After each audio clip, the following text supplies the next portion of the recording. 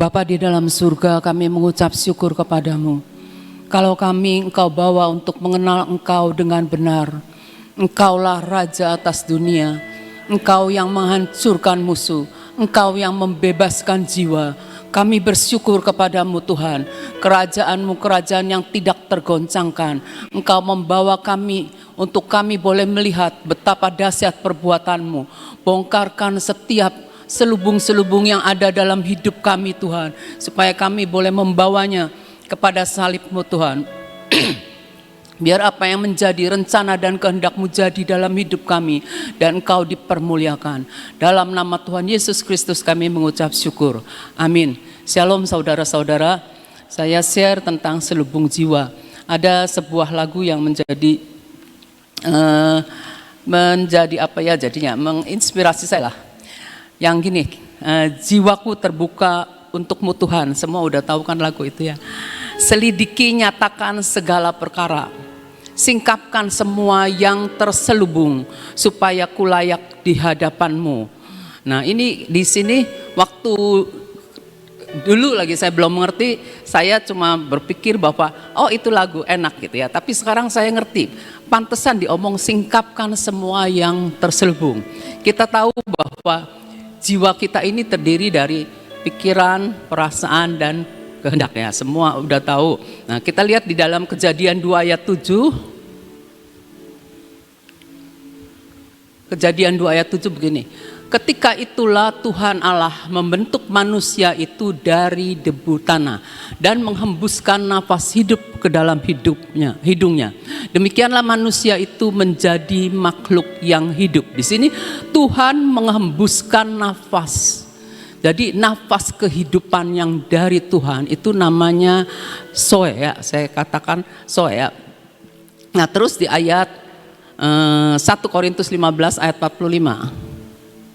Seperti ada tertulis, manusia pertama Adam menjadi makhluk yang hidup, tetapi Adam yang akhir menjadi roh yang menghidupkan. Adam yang akhir itu Yesus.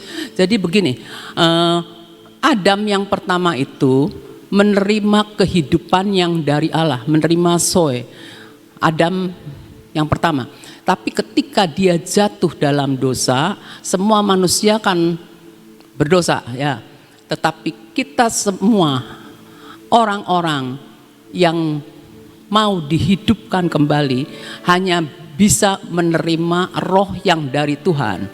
Jadi Adam menerima nafas kehidupan yang dari Tuhan. Setelah Adam berdosa, kita manusia mati. Mati itu hubungan dengan Tuhan putus. Nah, ketika kita terima Tuhan Yesus itu roh. Tuhan Yesus itu, aku adalah jalan, kebangkitan dan hidup. Hidup Tuhan Yesus itu ada di kita. Dan roh kita yang tadinya mati, putus hubungan sama Tuhan itu menjadi hidup kembali. Nah pada waktu Adam hidup, Adam itu bersekutu dengan Tuhan bebas. Dia dikuasai oleh roh Tuhan, dipimpin oleh roh Tuhan.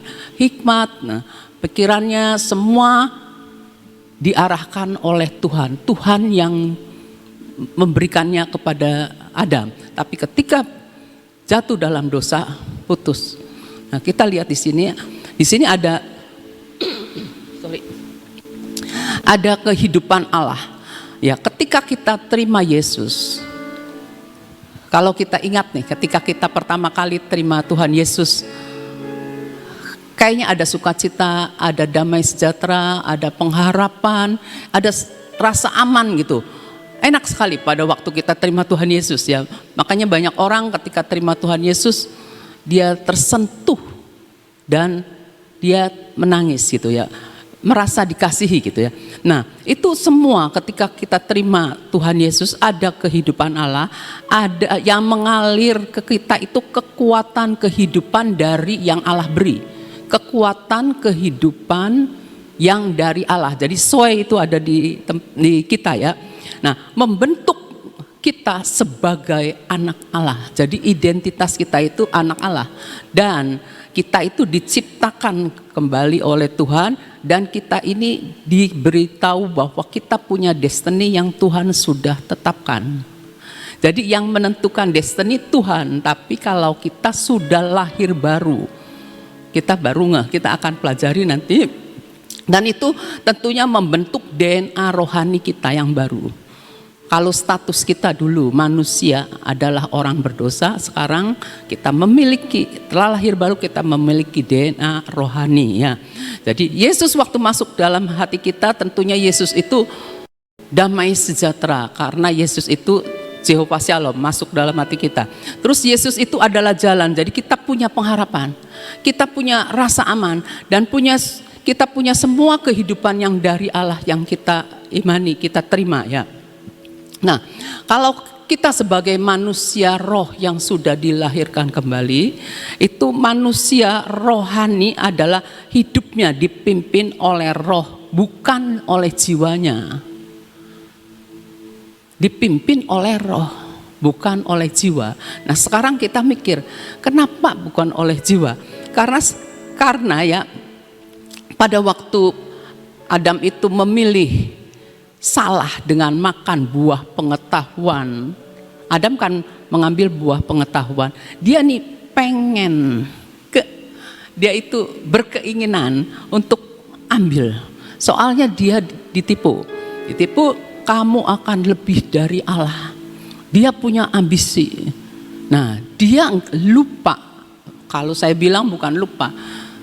Ya namanya orang kalau udah keinginannya melebihi jadi tidak terkendalikan, dia mengabaikan, dia menentang perintah Allah yang dikatakan bahwa jangan makan buah itu, buah pengetahuan tidak boleh dimakan. Nah, kesalahan Adam itu mau tidak mau menyebabkan kehancuran, penderitaan, masalah, bencana yang kita hadapi saat-saat ini. Itu semuanya sebenarnya karena dosa daripada Adam ya. Jadi penyakit, masalah semua datangnya itu karena dosa dari Adam. Otomatis ketika Adam memilih untuk menentang, berarti Adam itu memilih jiwa. Memilih jiwanya sendiri diutamakan daripada pimpinan yang pertama kali di cover oleh Tuhan. Ini, jadi gini ya, Adam itu dipimpin oleh roh Tuhan sebelum berdosa. Tapi ketika dia jatuh dalam dosa, Adam mengutamakan kepengenannya dia. Dia lupa bahwa Allah itu maha tinggi. Sekarang kalau Adam menentang, berarti Adam itu mengutamakan ambisinya dia, mengutamakan keinginannya dia. Jadi dia menempatkan dirinya sendiri, egonya dia menjadi menggantikan yang maha tinggi. Begitu, jadi jatuh jiwanya. Jadilah Adam itu manusia jiwani, seperti yang kita mau lihat gitu ya. Nah, di sini Adam itu keluar dari covernya Allah karena dia memilih mengutamakan kehendak jiwanya. Kita sebagai manusia, seringkali keinginan kita nih lebih besar dan kita tidak tanya sama Tuhan, pokoknya kita memaksa kehendak saya harus jadi. Nah, kalau memaksakan kehendaknya berarti kita ini manusia jiwa, manusia jiwani. Sekarang kalau orang KKR ada altar call, banyak orang datang nangis-nangis mengakui dosa, minta ampun gitu ya sama Tuhan gitu ya. Tapi kalau sebatas cuma segitu, tidak terjamah rohnya, jiwanya, tidak terjamah jiwanya, itu jiwa itu tuh rentan ke dosa. Jadi resiko jiwa itu gampang sekali nyeleweng lah pokoknya, gampang sekali jatuh dalam dosa. Pikiran kita pasti ya, perasaan kita pasti, terus keinginan kita lebih-lebih. Nah, mudah jatuh ke dalam dosa jiwa ini. Nah, orang yang lahir baru kalau tidak mengikuti akan apa yang firman katakan, dia mudah sekali jatuh, mudah sekali balik lagi ke yang lama. Ada satu orang teman, itu dia ikut KKR apa ya, lupa namanya saya, ikut satu KKR lah pokoknya.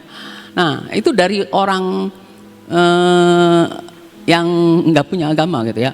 Dia bertobat, dia percaya, dia menggebu-gebu. Sekarang setelah dia bergaul emang pergaulan. Sekarang dia ketarik untuk tidak ikut Tuhan-Tuhanan lagi. Dia malah ikut. Ya tahu semua ya. Bisa seperti itu. Melongo saya bener. Sayang sekali. Sayang bener. Nah, begitulah ya manusia ya. Nah, kita ini kalau kematian roh yang menghidupkan. Roh yang menghidupkan, kalau kita lepas dari roh yang menghidupkan, otomatis roh kita mati. Kita kehilangan akan Yesus. Dan kalau kehilangan Yesus, kehilangan kehidupan, kita ingat salib Yesus.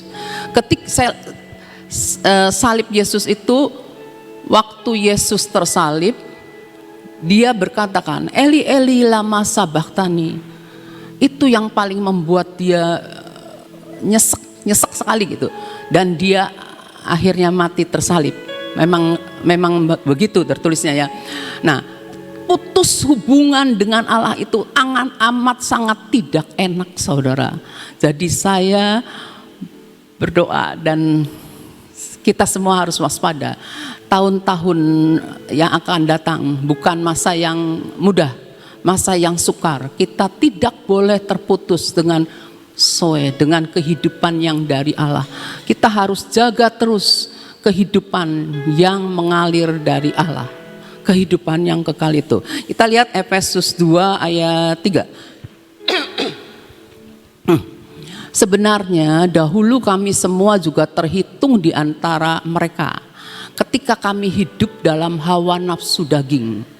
Ini manusia lama kita ya, hawa nafsu daging, menuruti kehendak daging dan pikiran kami yang jahat. Itu jiwa tuh. Pada dasarnya kami adalah orang-orang yang harus dimurkai, tapi Yesus sudah menanggung kita di kayu salib. Ingat ya, pesan salib. Sama seperti mereka yang lain, binasa semua karena ngikutin jiwa. Tetapi kita harus ingat, Yesus sudah naik ke salib mati. Dan semua sudah diselesaikan di atas kayu salib. Kita tinggal terima manfaatnya aja. Jadi dahulu logika atau pengertian yang Adam terima dulu itu dari Allah. Sekarang setelah jatuh dalam dosa, termasuk kita manusia, logika pengertian bukan dari Allah. Ini salah nih ngetiknya. Sekarang itu logika pengertian bukan dari Allah. Dari diri sendiri, yaitu dari jiwa. Itu namanya selubung. Ini salah ya, itunya tolong nanti diberesin. Sekarang logika atau pengertian dari jiwa. Nggak ada tulisan dari Allahnya yang kedua.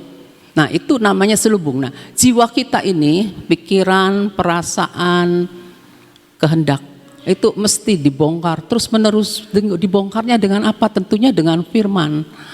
Dengan firman, kalau kita baca firman, kita mulai tahu, oh ini di jiwa, singkir. Ingat, jiwa itu rentan terhadap dosa. Jiwa itu punya potensi untuk membuat benteng pikiran kita, benteng perasaan kita, benteng kepengenan kita, itu benteng semua dibuat di jiwa. Jadi jiwa itu yang membuat kita menderita. Nah, kalau sudah bertentangan ya kita harus perhatikan. Terus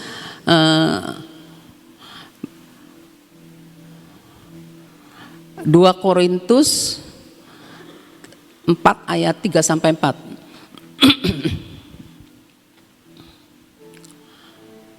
Jika Injil yang kami beritakan masih tertutup juga, maka ia tertutup untuk mereka yang akan binasa. Jadi memang anugerah Tuhan ya kalau kita dapat menjadi orang percaya. Jadi sebenarnya tidak ada istilah kristenisasi. Yang ayat 4-nya, yaitu orang-orang yang tidak percaya, yang pikirannya dibutakan oleh ilah zaman. Ilah zaman ini yang sekarang kita hadapi, ilah zaman ini apa? Mamon atau posisi atau macam-macam lah pokoknya ya, ilah zaman yang dipuja-puja. terkenal juga itu ilah zaman. Sehingga mereka tidak melihat cahaya Injil tentang kemuliaan Kristus yang adalah gambaran Allah. Misal kita nih nginjilin orang. Ketika nginjilin orang yang tidak percaya, kita tahu kita menghadapi orang yang tidak percaya. Orang yang tidak percaya ini pasti punya benteng-benteng di dalam hidupnya. Punya pendapat sendiri, punya prinsip-prinsip sendiri gitu tuh.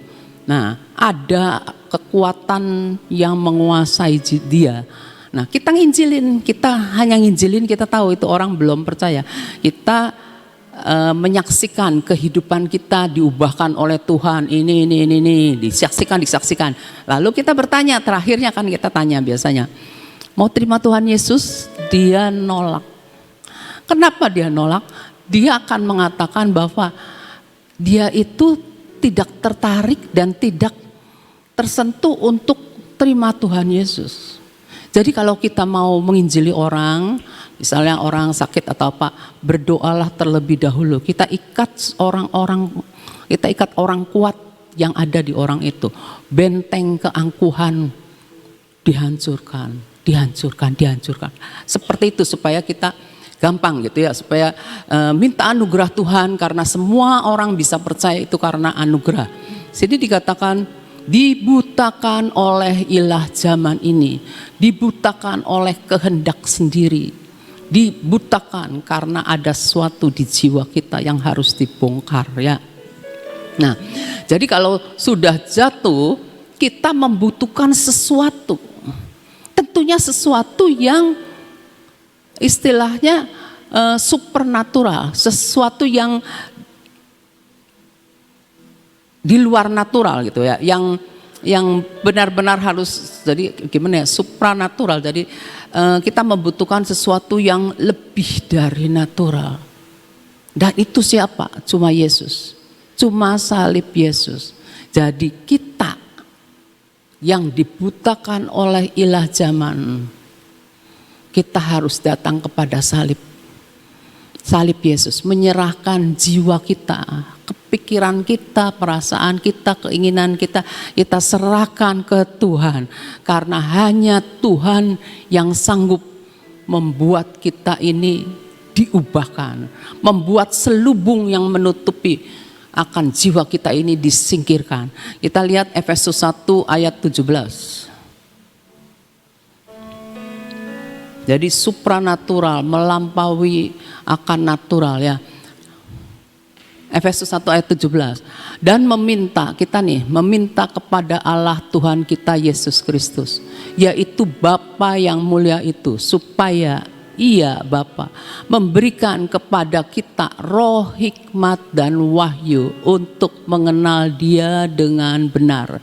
Kalau jiwa nih terimanya bukan hikmat dan wahyu, tapi terimanya informasi. Kalau nggak salah si khotbah Selasa kemarin ya, informasi, Bu Dandi ngomong informasi ya.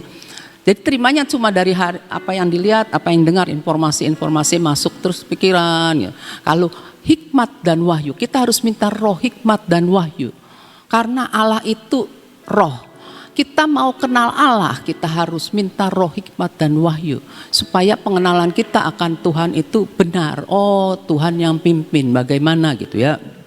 Nah, pewahyuan itu membuka selubung kita. Nah, umpama kita nih, selubung kita dibukakan sama satu hal. Terus kita dalam pengikutan kita terus ikut Tuhan Yesus, intim dengan Tuhan, tidak putus hubungan dengan bacaan firman Tuhan. Nah, kita nih nanti terbuka lagi, ngeh lagi, dibuka lagi begitu.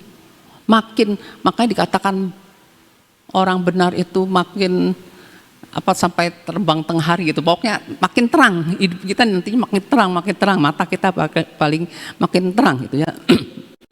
Jadi kalau selubung membuat kita menolak Injil, membuat orang menolak Injil, kita butuh campur tangan Allah, yaitu roh hikmat dan wahyu. Tuhan kirimkan roh hikmat dan wahyu pada banyak orang untuk kenal Dia dengan benar. Banyak orang setelah lahir baru, setelah pelayanan, mapan stop sampai situ. Padahal ada yang lebih dalam, tidak pernah stop. mengenal Tuhan tuh tidak pernah stop, terus, bongkar terus, karena Tuhan menghendaki supaya kita ini sama seperti Dia gitu ya, sempurna seperti Dia gitu ya. Terus kita lihat 2 Korintus 10 ayat 5. 2 Korintus 10 ayat 5. Kami mematahkan setiap siasat orang. Kita semua punya setiap siasat, punya alasan pokoknya. Dan merubuhkan setiap kubu dibangun oleh keangkuhan manusia untuk menentang pengenalan akan Allah. Kami menawan segala pikiran dan menaklukkannya kepada Kristus. Ini jiwa. Keangkuhan ada di jiwa. Terus kubu ada di pikiran kita. Itu kubu-kubu gitu ya. Banyak sekali saudara. Nah terus kita harus menawan pikiran dan menaklukkannya kepada Kristus, dibawa kepada Kristus ya. Jangan kita, jiwa kita didahulukan, menggantikan akan Allah. Jangan. Allah tetap yang maha tinggi. Roh, jiwa dan tubuh. Roh Tuhan yang menguasai jiwa kita. Jangan jadi orang Kristen jiwani. Jiwani ini begini, jiwa yang menguasai. Terutama banyaknya sih orang tuh emosi menggebu gitu ya. Tapi penurutannya nantinya stabil terus lama-lama menghadapi hal-hal yang tidak sesuai dengan keinginannya mulai mundur. Jangan seperti itu saudara ya. Kita ingat bahwa jiwa itu rentan untuk jatuh dalam dosa ya, sehingga timbul benteng-benteng dan masalah dalam persoalan hidup kita, Nah, benteng-benteng itu apa? Benteng-benteng itu pola pikir negatif, tidak sesuai dengan apa yang Allah mau ya. Itu tuh pola pikir negatif tuh merasuk. Jadi kalau merasuk tuh pelan-pelan masuk dan mulai mengarahkan kita. Itu bisa seumur hidup kalau kita benar-benar enggak mau berkaca dengan firman ya, bahaya gitu ya. Nah, kalau sudah bentengnya negatif, kita tidak mampu untuk melihat pengetahuan kebenaran dari sudut pandang Allah, tetapi kita punya kebenaran diri sendiri. Lebih percaya diri sendiri, namanya juga jiwa, ego ya. Lebih percaya diri sendiri. Susah kenal Tuhannya, susah melihat kebenaran dari sudut pandang Allah ya. Cuma informasi sajalah, informasi ya. Nah, ketika Roh Kudus mengangkat atau selubung kita, ketika Roh Kudus memberikan pewahyuan kepada kita ya, maka kita bisa melihat beberapa hal atau masalah dari sudut pandang Allah. Ketika kita tidak berselubung, kita ngelihatnya dari sudut pandang Allah, beda dengan sudut pandang kita ya. Caranya gimana? Ketika kita nyadari, waduh saya salah, saya sudah salah melangkah. Tapi kita ingat, kita bisa kembali kepada salib. Kita harus menyangkal diri, mikul salib. Ikut Yesus melalui pertobatan sejati. Pertobatan sejati itu terus menerus setiap hari, bukan sekedar pada waktu altar call atau waktu ada ibadah saja. Tiap hari ada pertobatan. Begitu salah kita harus balik ke Tuhan, begitu salah harus balik ke Tuhan. Ya. Nah, kuasa pertobatan itu terjadi sehingga kita terima pengetahuan yang baru yang dari Roh. Kan dapat hikmat wahyuan. Ya, roh hikmat pewahyuan. Nah, kitanya tadinya salah. Nah, kita tadi salah, tapi kuasa itu menerangi kita dan kita terima pengertian yang baru, kita terima pengetahuan yang baru dan kita sadar kita harus kembali kepada salib. Nah, sekarang setelah kembali pada salib, kita tahu biar Roh Allah aja yang menguasai hidup kita. Tuhan, biar Roh-Mu Tuhan yang menguasai jiwa kita Tuhan. Tolong saya Tuhan, biar pesan salib yang melepaskan kuasa supranatural itu boleh kita terima manfaatnya. Itu aja yang saya bisa sharekan. Tuhan memberkati. Saudara, tadi diterangkan tentang selubung yang disingkapkan. Jadi sebenarnya itu pekerjaan siapa? Pekerjaan Roh Kudus. Jadi kita tahu bahwa kita bisa disingkapkan itu kalau Roh Kudus mulai bekerja dalam hidup kita. Saudara, di tengah-tengah kita sudah ada seorang ibu yang tempatnya jauh. Dia berasal dari Makassar. Dia nggak kenal Bahtera, apalagi Kota Sion, nggak ngerti sama sekali. Tetapi tiba-tiba dia bisa datang ke sini dan ketemu Tuhan. Karena apa? Selubungnya disingkapkan. Nah, saya mau undang Ibu Foni untuk ke sini dan bersaksi ya Ibu Foni ya, bagaimana Tuhan itu membawa Ibu Foni bisa sampai di tengah-tengah kita, walaupun kita nggak pernah kenal, nggak pernah ketemu ya. Ini Ibu Foni sudah sebulan di sini. Saudara, bayangin orang Cirebon aja jarang setiap hari ke taman. Dia jauh-jauh dari Makassar, Tuhan bawa dia ke sini sebulan, bayar sendiri, berangkat bayar sendiri, endekos di sini 1 bulan bayar sendiri, makan bayar sendiri, ya. Mau merelakan semuanya itu sampai di selubungnya terbuka. Nah sekarang saudara lihat, sebentar lagi dia mau pulang nih. Jadi saya suruh harus kesaksian jadi berkat sebelum pulang. Silakan Ibu. Ya. Yuk beri kemuliaan buat Tuhan dulu.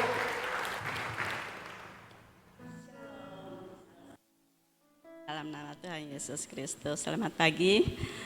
Perkenalkan saya Foni. Saya asal dari Makassar. Saya kenal di Taman Tuhan ini dari anak saya.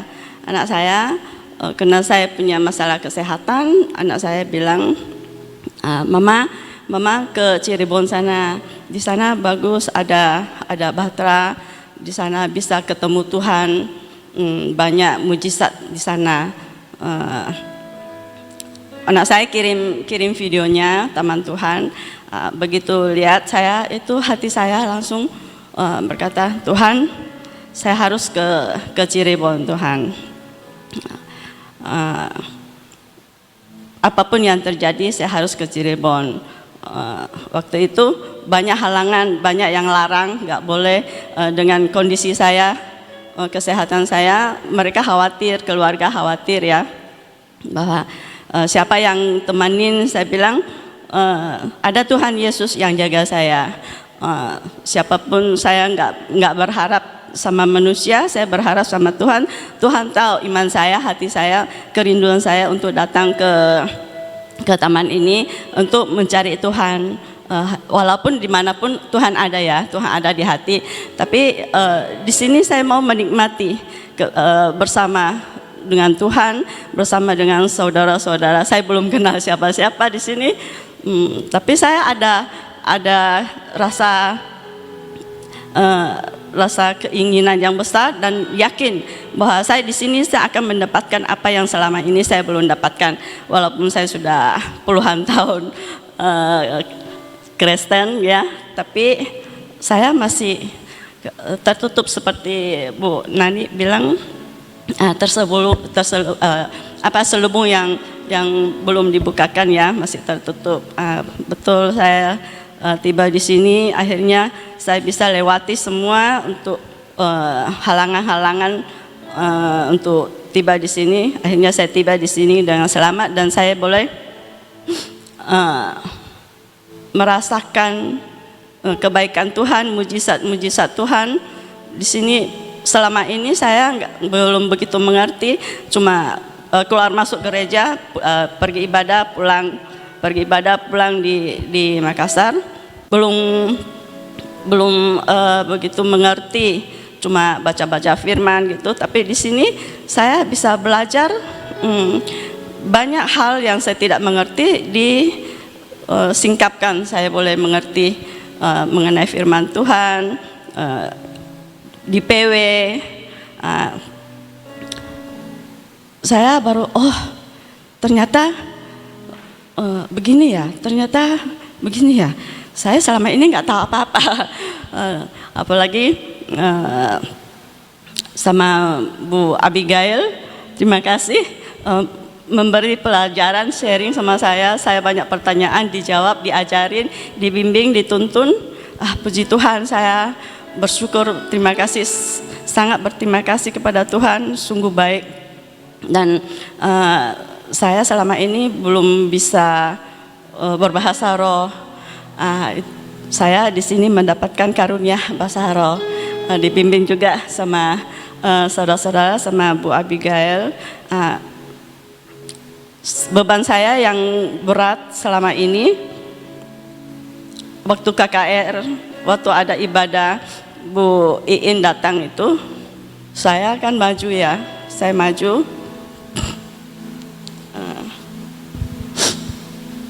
Nggak tahu waktu saya didoakan, saya kayaknya lemes gitu. Ada yang keluar dari atas, ada yang keluar gitu, lepas gitu, terus saya lemas langsung jatuh gitu. Dan saya merasa damai, hati saya tenang, damai, dan punya kerinduan terus mau lebih lagi biar saya nggak malam, nggak bisa tidur, saya bangun langsung itu memuji, dengar khotbah. Kadang dalam waktu tidur terbangun itu saya masih dalam puji-pujian. Saya merasakan bahwa Tuhan Yesus baik. Pernah sekali saya di taman, saya lagi duduk berdoa, saya merasa seperti angin yang lembut. Angin yang lembut, kayak ada yang menyapa kepala saya, dan saya menangis, nggak tahu kenapa saya menangis terus. Tapi Tuhan, apakah itu Roh Kudus? Saya merasakan damai dengan lembut. Maafkan saya. Sorry. Dan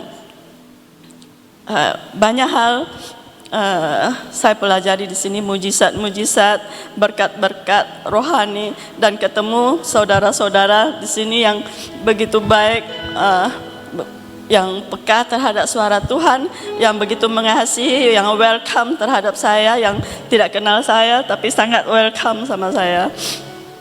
Saya ucapkan banyak terima kasih, terutama Bu Nani. Kalau saya itu hari ketemu Bu Nani,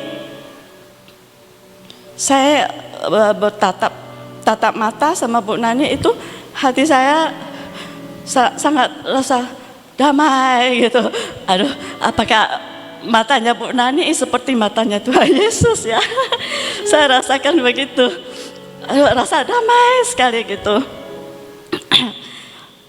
Nah, dan saya juga yakin, saya berdoa sama Tuhan, saya sudah mau pulang ke Makassar, dan saat saya tinggalkan Cirebon ini, saya sudah menjadi manusia yang baru. Sakit penyakit semua sudah hilang, dan saya menjadi boleh bersaksi, menjadi saksi di Makassar, dan menjadi saksi Tuhan. Saya juga itu hari, Tuhan, saya punya ketemu banyak orang-orang yang baik, begitu baik. Saya memang waktu mau datang, saya berdoa, Tuhan, ketemukan saya dengan orang-orang yang baik, yang bisa berteman dan menjaga saya, menemani saya. Ternyata sampai hal sekecil supir Grab pun Tuhan Tuhan atur yang terbaik buat saya. Saya ketemu, nggak sangka supir Grabnya begitu baik, anggap saya seperti saudara, sama keluarganya juga begitu sayang memperhatikan saya. Saya bilang, Tuhan, ini supir Grab dan keluarganya mereka Muslim, tapi saya harus itu membuat sesuatu. Kasihan mereka orang baik tapi tidak kenal Tuhan yang benar. Jadi saya berdoa supaya saya bisa membawanya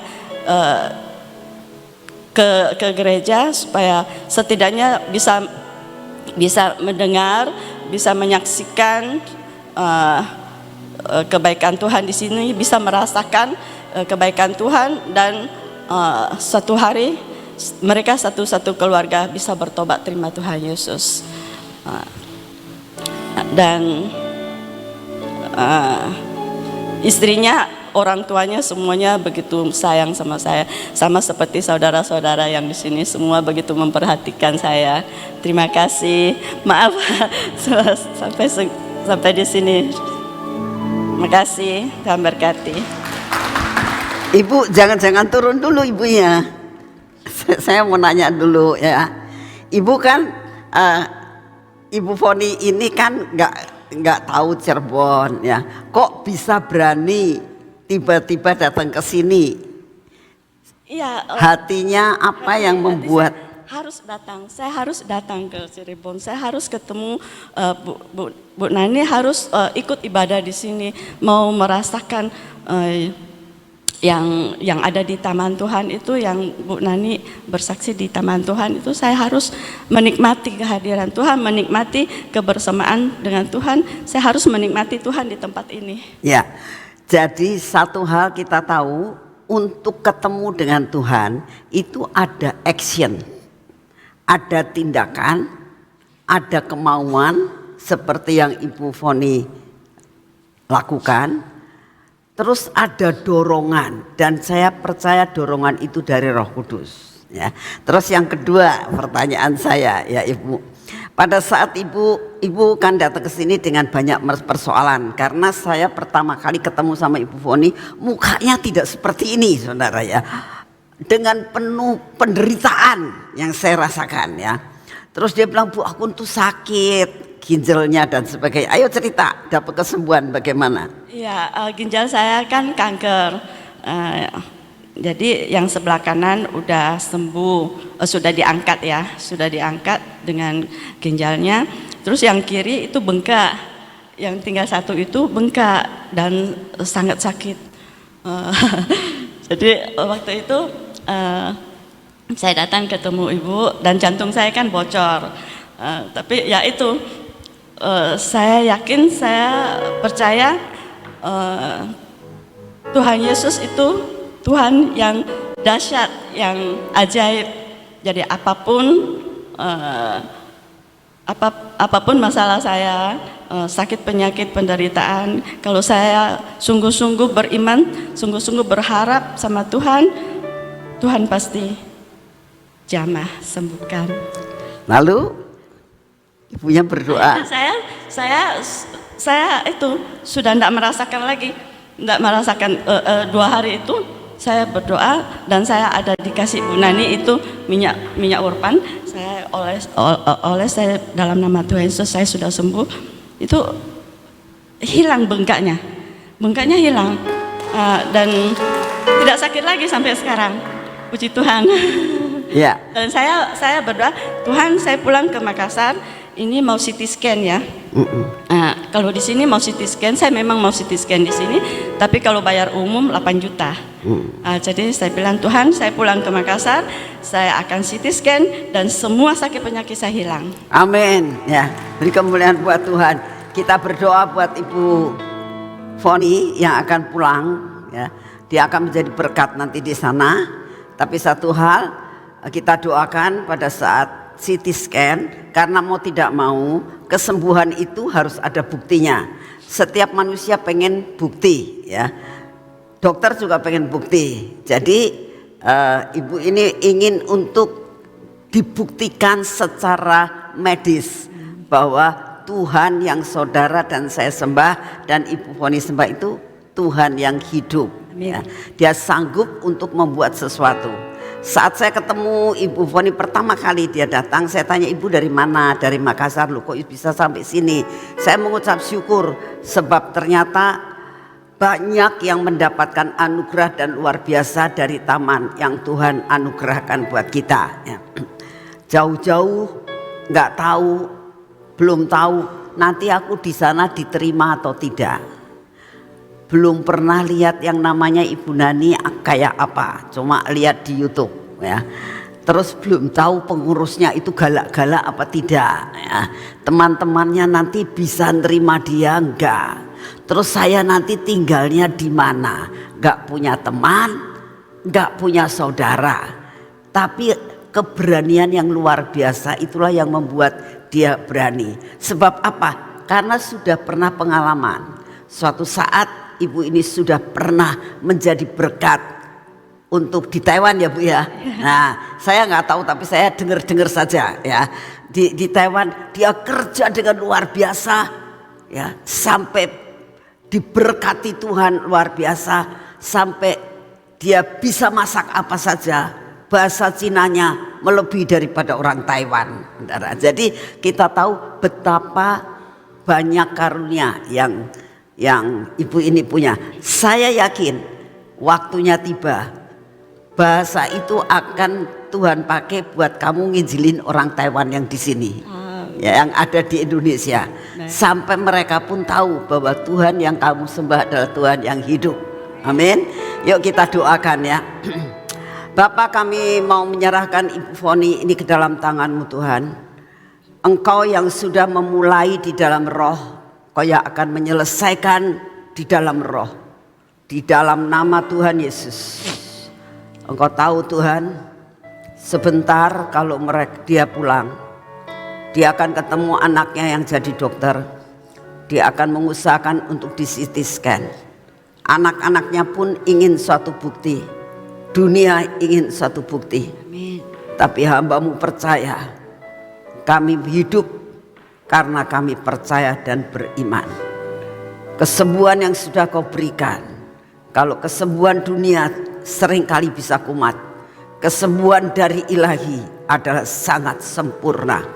Oleh karena itu kami percaya Tuhan, Engkau akan buat mujizat-Mu yang lebih lagi buat Ibu Foni. Kami berdoa Engkau memberikan bahasa yang luar biasa.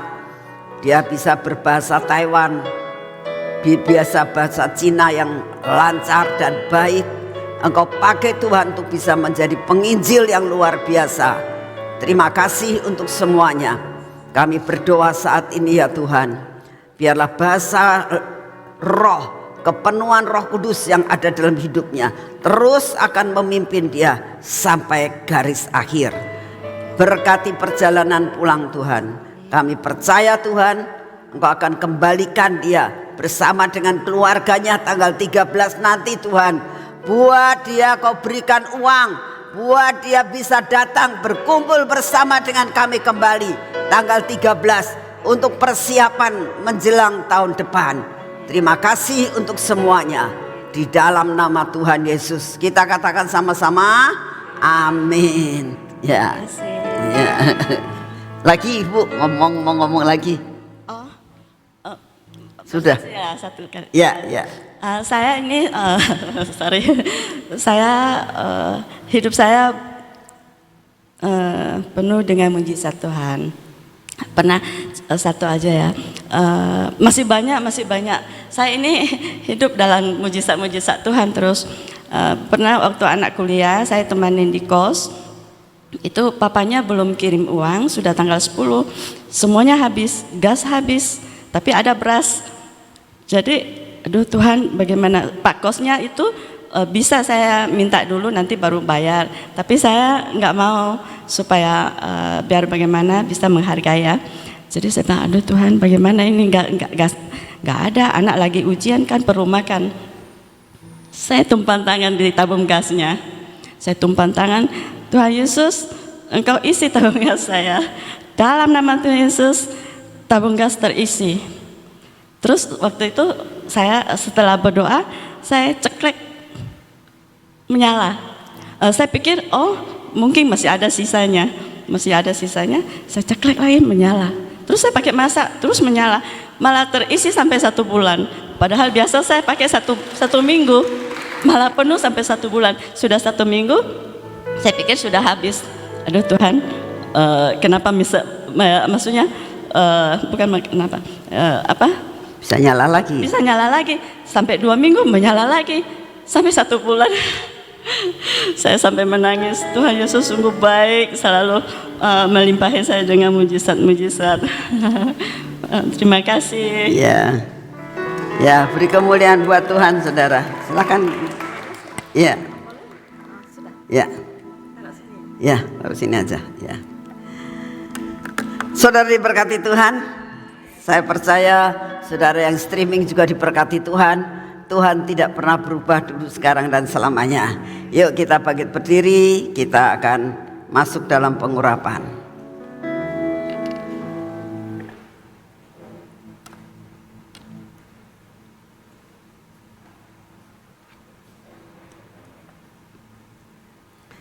Bapak, kami mengucap syukur untuk segala sesuatu.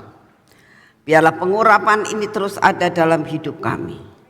Ada pada mata kami, telinga kami, bibir mulut kami, dan hati kami. Biar semua yang tidak baik dalam hidup kami dihancurkan Tuhan. Semua roh sakit penyakit, semua kutuk-kutuk, semua dihancurkan di dalam nama Tuhan Yesus. Kami berdoa Bapak saat ini, biar tangan dan kaki kami ada dalam perlindungan yang daripadamu. Perjalanan kami hari ini sangat berhasil. Terima kasih untuk semuanya. Kami tetap mau berdoa buat bangsa dan negara kami ya Tuhan. Engkau akan peliharakan, Engkau berdaulat atas bangsa dan negara kami. Mengenai masalah pemilu kami persembahkan kepadamu Tuhan. Biar kehendak-Mu yang jadi di dalam segala perkara. Terima kasih untuk semuanya. Terima kasih Tuhan, Engkau sungguh amat sangat baik. Segala puji, hormat, dan syukur kami naikkan di hadapan-Mu. Di dalam nama Tuhan Yesus. Amin. Selamat pagi, Tuhan memberkati saudara semuanya.